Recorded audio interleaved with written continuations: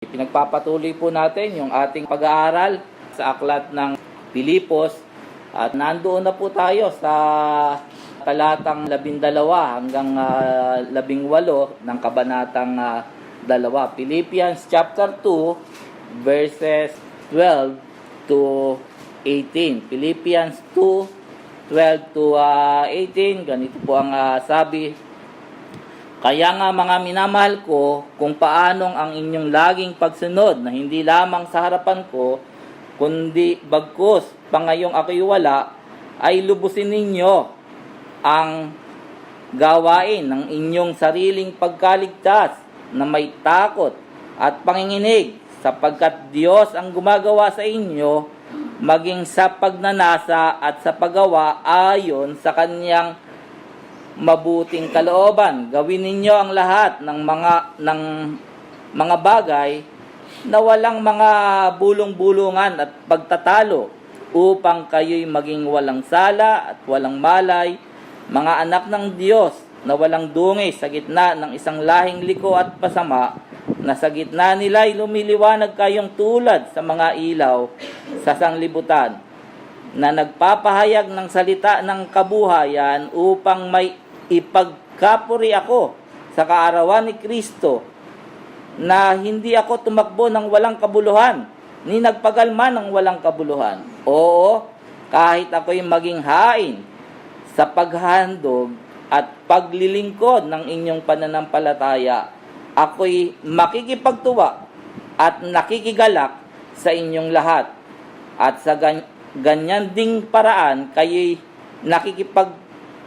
nakikipagkatuwa naman at nakikigalak sa akin. Pagpalain po ng Panginoon ang pagkabasa ng kanyang mga dalisay at hindi nagkakamaling mga salita. Nagpapatuloy po si Apostol Pablo sa usapin ng pagkakaisa sa pamamagitan ng pagpapakababa, kagaya ng ipinakitang halimbawa ng ating Panginoong Hesukristo, na bagamat siya na nasa anyong Diyos, ay hindi niya inaring nararapat panangnan ang pagkapantay niya sa Diyos, kundi bagkus sinubad niya ito at nag-anyong alipin at nakitulad sa mga tao, at palibhasa ay nasumpungan sa anyong tao. Siya ay nagpakababa sa kanyang sarili, na nagmasunurin hanggang sa kamatayan, oo, sa kamatayan sa krus.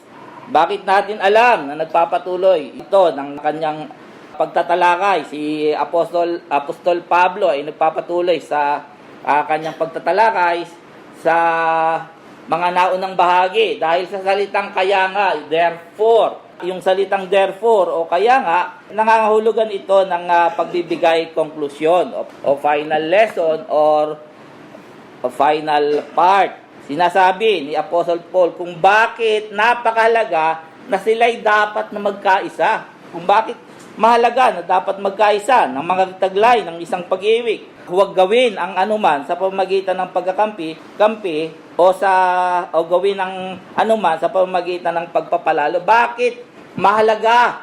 Huwag gawin ang anumang bagay sa pamamagitan ng pagkakampi-kampi. Bakit mahalaga na dapat ay magkaisa ang mga taga-Pilipos, magkaisa ng pag-iisip, magtaglay ng isang pag-ibig? Bakit mahalaga ang lahat ng iyon? Bakit napakahalaga na gagawin ang lahat ng mga bagay ng walang bulong-bulungan o complaint, pagtatalo? Ito ay dahilan. Ito ang dahilan. Ito ang purpose. Ito ang layunin kung bakit natin dapat gawin ang lahat ng iyon. Ayon sa ating passage, ito ang sabi sa verse 15 at first part ng verse 16.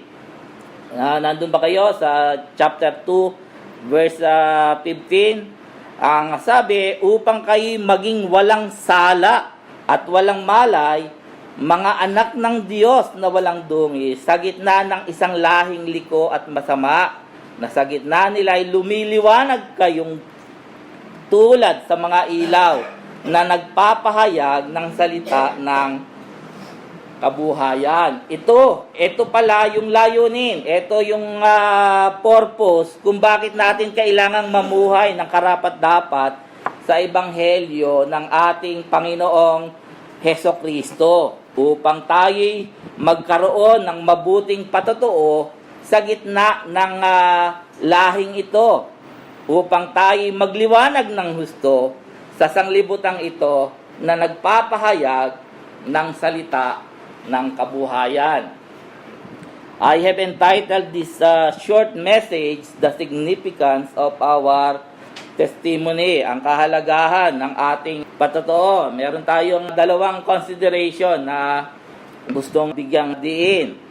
Una ay ang ating patotoo ay napakahalaga para maluwalhati natin siya sa pamamagitan ng paraan ng ating pamumuhay. Our testimony of Christ is very important so that we can glorify Him by how we live.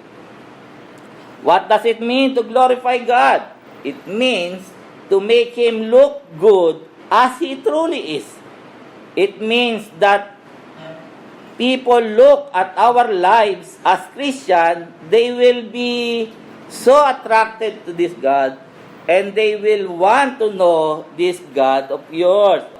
Yung ma-attract sila, ma-in-love sila sa Panginoon na iyong nakikilala. Yung tipong hindi sila papayag na hindi nila makilala ang Panginoon na nagbibigay sa iyo ng pag-asa, lalo na sa panahon ng kabibigatan, because of how you live your life. This is our first consideration. Testimony of Christ is very important so that we can glorify Him by how we live.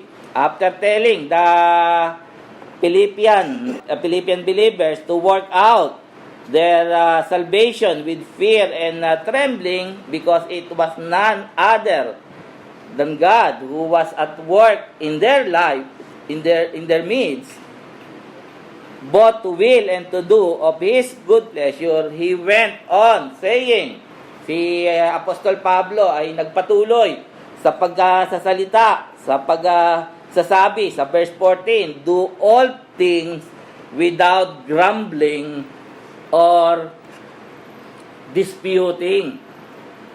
He did not say do some things without grumbling or disputing. He did not say to do most things without grumbling or disputing. He did say, do all things without grumbling or disputing. Alam niyo, mahina ako sa English, kaya tinignan ko yung ibig sabihin ng grumbling. Ang sabi, ang kahulugan pala ng grumbling means complaining, discontentment. It's an attitude of resentment. Means a deep, lingering feeling of bitterness, hurt, or anger that stay inside you because you feel you've been treated unfairly. It's an attitude of resentment toward God. It means you complain about many things. Disputing means arguing, debating, questioning, resisting. It means insisting on your own way, refusing to submit. Di ba sa English, negative statement yung do all things without grumbling or disputing. Kasi may without negative statement. Subukan natin gawing positive statement. Alisin natin yung without para mas maintindihan natin. It will become do all things with contentment in our hearts. Do all things with all submission. Do all things with trusting heart, knowing that He cares for me, that He loves me, that He knows what's best for me. Do you still believe that, mga kapatid? Do you still believe that God is for us and not against us? Do all things with thankfulness, with thankful heart, with a grateful heart.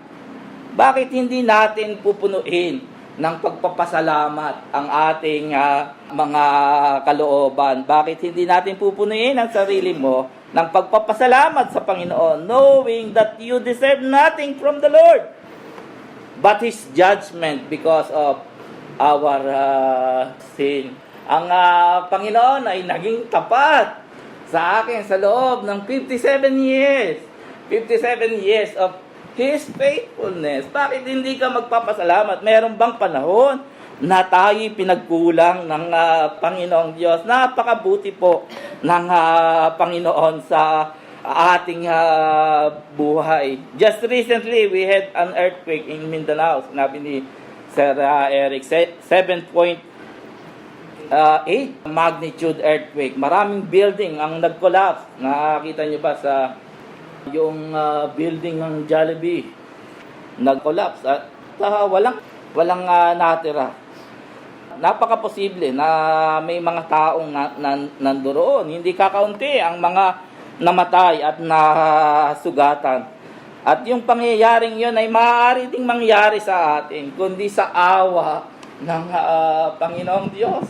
O awa lang ng Panginoon kung bakit tayo nananatiling buhay. Wala naman tayong kaibahan sa kanila. Do we deserve life than them? Hindi.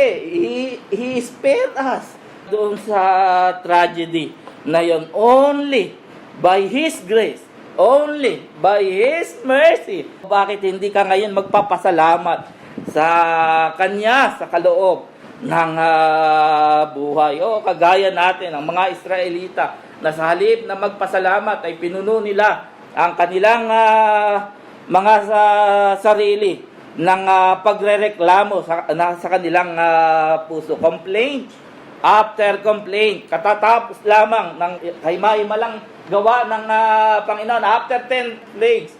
10 salot na yon.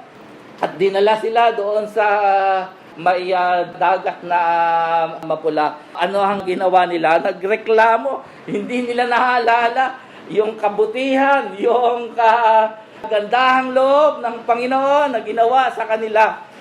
Kinalimutan nila ang lahat ng iyo. Wala bagay kang libingan sa Ehipto para dito mo kami inilibig. Kasi nandoon na, malapit na yung mga taga-Ehipsyo. Galit na galit. Kasi ang palagay ng mga Ehipsyo na isahan sila dala-dala nila yung mga alahas ng mga Ehipsyo, tatakas yung kanilang mga alipin, ala nang magluluto para sa kanila, ala nang maglilinis ng bahay para doon sa kanilang tahanan. Pero nagpakita ng himala ang Panginoon. Sa kabutihan ng Panginoon sa kanilang buhay ay sinabi ng Panginoon through Moses, masdan nyo ang gawa ng Panginoon at bumuka ang dagat na mapula. Napakabuti ng Panginoon. Tunay na malilibing na sila doon. Kung hindi sa kabutihan ng Panginoon, sila'y lumakad sa tuyong lupa. 3 days palang silang nakatatawid. Umaawit pa sila. Nagpupuri sila. Who is like thee? Among the gods. Ang sabi nila Moses, nila Miriam, ni Aaron, umaawit sila. 3 days pa lang. Walang tubig. Papatayin mo ba kami sa uhaw? Nagreklamo sila. Nagtalo-talo sila. Ano uli yung pagtatalo-talo? They want their own way.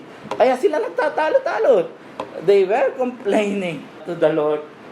Kung ako yon, hindi ko hayaan na mauhaw ang aking bayan. Yun siguro yung sasabihin nila.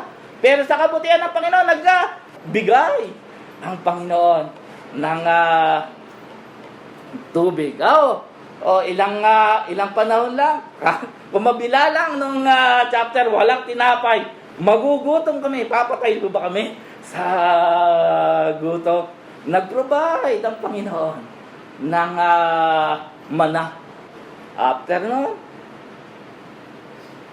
walang karne. Puro man na lang ba ang kakainin namin? Nagpadala ng pugo. Hindi nila pinasalamatan ng Panginoon, nakakalimutan nila ang dakilang gawa ng Panginoon sa kanilang buhay. They were really grumbling and disputing against the Lord. Exodus 16:8. Hindi sila talaga nagrereklamo kaya Moses. They are doing it in the presence of the Lord. Ang Panginoon talaga ang kanilang pinagrereklamuhan. Sa Panginoon talaga sila nagrereklamo. That's the point of the Apostle Paul. When we grumble, we do things our own way. We are doing it to the Lord.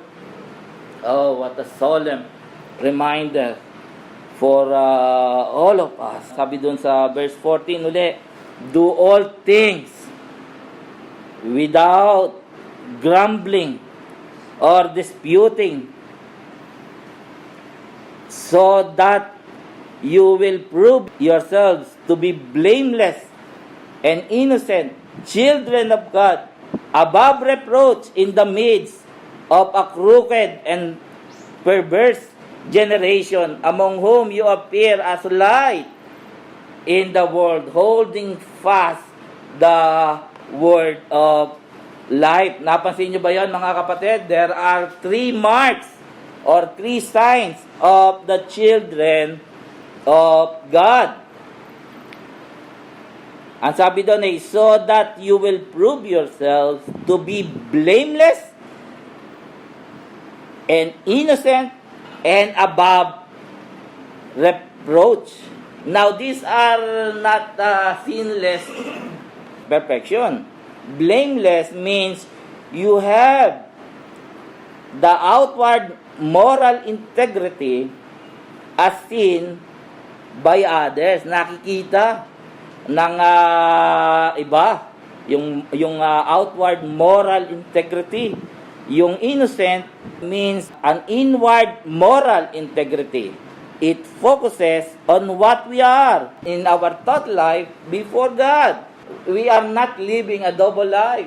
Yung kung ano yung nasa isip natin, pwede tayong maging napaka-banal sa loob ng church, pero iba pala yung nasa isip natin. O yung above reproach, it means without blemish, means living consistently that your life matches your faith. Yung tipong walang maipupula sa atin. Pagka tayo sinabing you are above reproach, there can be no valid accusation that you could say against the person. Remember Daniel 6:4, ang sabi ay ganito, nang magkagayay ang mga pangulo at ang mga satrapa, yung mga governor, mga highest ranking officer, ay nagsisihanap ng maisusumbong laban kay Daniel. Kasi nainggit sila kay Daniel. Binigyan ng hari ng kapamahalaan doon sa 120 provinces. Wala silang makita na maisusumbong. Ngunit hindi sila mga kasumpong ng anumang kadahilanan, ni kakulangan man. Palibhasa'y tapat siya, tapat si Daniel.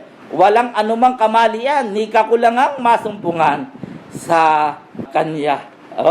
Kung siguro tayo yun wala kayong masumpungan na ipupula sa atin. Hindi rin ibig sabihin na to be blameless, to be innocent, above reproach, ay kailangan yon para tayo maligtas.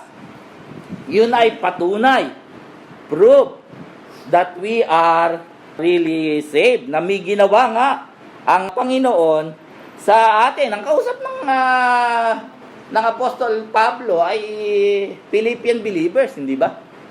Philippian believers ba kausap? Philippian believers. Kaya nga tayo nasa Philippines mga ligtas na yon.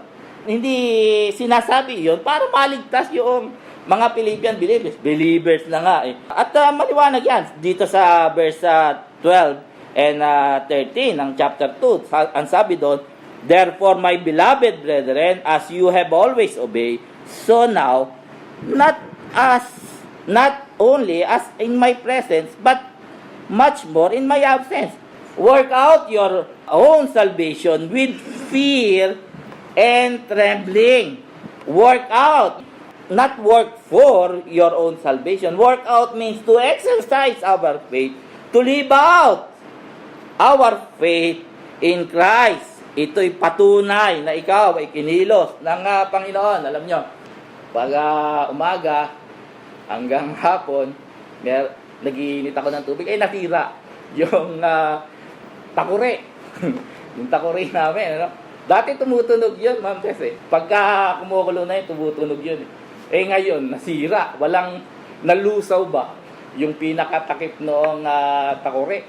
Pero may palatandaan ako kung yun ay kumukulo na. Kumukulo na yon pagka umuusok na. Pagka may aso na, yung takore. Patunay.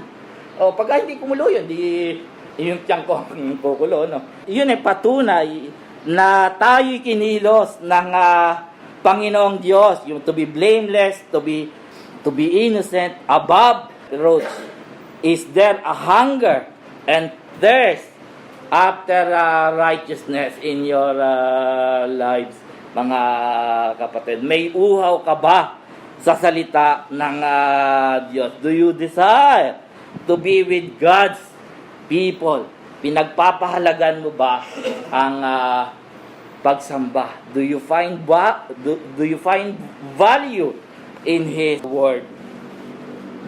Ang problema, pagka boss natin ang nagsabi, alas 7, kailangan nandito ka na sa opisina. Ano ang tugon? Yes, sir. Oh, yes, ma'am. Alas 7, gusto nyo. Gawin ko pang 6:30. Kaya ko yan. Pagka sinabi ng pastor, sige mga kapatid, next Sunday, magkita-kita tayo before 9. Ang sagot natin, ang hirap bumangon. Bakit ganun? Laging late, ano? Yun hindi ko maintindihan eh.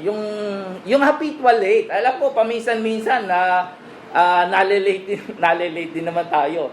Paminsan-minsan. At ang tinasabi ko, yung habitual late, bakit ganun, now I am not condemning yung mga kapatid na may problema dito. Tayo nagpapaalala lamang, do not kill the messenger. May narinig akong Latin term sa isang pastor some years ago. Ang Latin term ay grace in pusa at saka grace out pusa. Grace in pusa at grace out pusa. Grace in pusa sa Latin term meaning God's gift of grace placed directly inside your soul. It is not earned, but given to make you holy for your faith. It was given to give you the desire and strength to do good.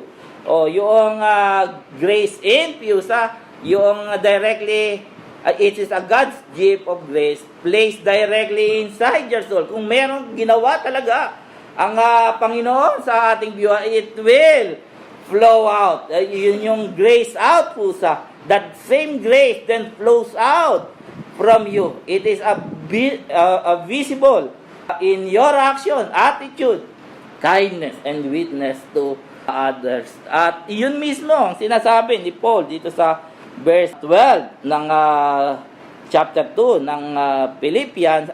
Ang sabi doon continue to work out your salvation with fear and trembling. Work out your own salvation with awe and reverence.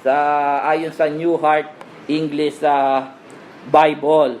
We are to be blameless, innocent, above reproach, without blemish of complaining, because we want this crooked and perverse generation to know that our Heavenly Father is good, loving, and a caring God. Gusto mo magkaroon sila ng pagkaunawa na ang Diyos, ang ating Diyos na sinasamba, ay mapagmahal na Diyos, mabuting Diyos, a caring God. Yung pangalawang consideration, ang unang consideration, ang ating patotoo ay malaga by how we live. Our testimony of Christ is very important so that we can glorify Him by how we live. Pangalawa, yung pangalawang consideration ay ang ating patotoo ay lalong nang nagliliwanag kung tayo ay punong-puno ng kagalakan kahit na nasa gitna ng kahirapan. Kaya pala nasabi ni Apostle Paul sa Philippians 1:29, "For unto you it is given in the behalf of Christ not only to believe on Him, but also to suffer for His sake." Sapagkat sa inyo ipinagkaloob alang-alang kay Kristo, hindi lamang upang manampalataya sa Kanya, kundi upang magtiis din naman alang-alang sa Kanya. It is a gift of God. Yung to believe is a gift. Ang kaparallel nun ay yung magtiis, to suffer for His sake. Yung kaya pala nababanggit yan, yung do not shun with suffering. During sufferings kasi, lalo tayong nagliliwanag. Noon ka mas lalong nagiging kapansin-pansin. The stars shine the brightest during the night. Alam nyo ba na meron din palang mga bituin sa katanghaliang tapat? Hindi lang natin sila nakikita dahilan sa liwanag, pero sa gabing walang buwan, doon mo ma-appreciate ang mga formation ng stars. Gayon din pagdating sa ating witnessing sa iba. People may not read their Bible, pero nakikita kanila nakikita nila tayo. Nauobserbahan tayo ng mga tao. Nararamdaman nila ang iyong pananampalataya sa pamamagitan ng iyong pagsasalita, sa pamamagitan ng iyong pagkilos. Sobra pang matuto kang lumangoy ng walang tubig. Sabi nila mga seaman na kapatid na John para daw matutong lumangoy, tinatapon sila sa dagat o para matutong i-relax daw yung katawan at lulutang. Yung suffering. Kaya pala ibinigay ng Panginoon. You remember niyo yung Acts 16? Nung nakulong si Paul and Silas, dahil gumawa sila ng kabutihan doon sa batang babae. Anong ginawa nila? After nilang mapalo ng marami at after nilang ikulong, hindi sila nanangis Hindi ganun ang mababasa mo Hindi sila nagreklamo. Hindi sila, kung ako lang sana, bakit ganito? Sila punong-puno na sana ganito, sana gano'n. Anong ginawa nila? Hindi sila punong-puno ng hinanakit. Punong-puno sila ng pagpupuri sa Panginoon. Sila'y umawi ng pabori sa Panginoon. Luluwahatin nila, pagpapasalamat, sila'y nanalangin sa Panginoong Diyos. At ito hindi katulad ng ginagawa ng marami sa atin na pray na hindi gano'n. Malakas ito kasi naririnig daw ng mga bilanggo yung kanilang mga panalangin. At ito ay naging daan para maligtas ang marami sa pagkakakulong. He can make beauty out of ashes. At gayon din sa panahong ito ng pagsusulat niya ng letters to the Philippians, after 10 years, gayon pa rin ang kagalakan para kay Apostle Paul ay gayon na lamang nagagalak siya kapag siya ay ginagamit ng Panginoon tungo sa kaligtasan ng iba kahit mga hulugan ito ng kanyang buhay. Yes, kahit mga hulugan ito ng kanyang buhay. Ang sabi dun sa 17 ng chapter 2 ng Philippians, oo, kahit ako'y maging hain sa paghandog. Kamatayan na tinutukoy ni Apostle Paul dun eh. Oo, kahit ako'y maging hain sa paghahandog o paglilingkod ng inyong pananampalataya, ako'y makikipagkatuwa at nakikigalak sa inyong lahat. He really loved the Philippians believer para masabi mo ang mga katagang ito. Magiging masaya ako kahit na ako'y mamatay para sa inyong pananampalataya. And he encouraging the brethren in Philippians na ang sinasabi niya sa verse 18, at sa ganyan ding paraan kayo'y nakikipagkatuwa naman at nakikigalak sa akin. Ibig sabihin, magkaroon din kayo sa nawa ng ganitong pagkagalak. Nung minsan, kinakamusta ako ng isang kapatid. Ang tugon ko, mabuti ang Panginoon sa akin. Tinuturuan niya ako na magalak sa kung anumang sitwasyon ako naroroon. Ang sabi niya sa akin, mukhang dumadaloy sa iyo, brother, ang dugo sa Book of Philippians. At yun din ang aking panalangin sa bawat isa. Ang dumaloy sa ating dugo, ang tunay na kagalakan na nagmumula lamang sa Panginoon. True and everlasting joy can only be found in following the Lord, in following the commandments of the Lord. Ano ang isa sa mga utos ng Panginoon? But you will receive power when the Holy Spirit has come upon you, and you shall be witnesses. Oh, ano raw? Tayo mga saksi. You shall be witnesses of me. The goal of the church are to know Christ and to make Him known. Kilala mo na ba siya? Kung kilala mo na siya, ipinakikilala mo ba siya sa iba? He is worth knowing and He is worth making known.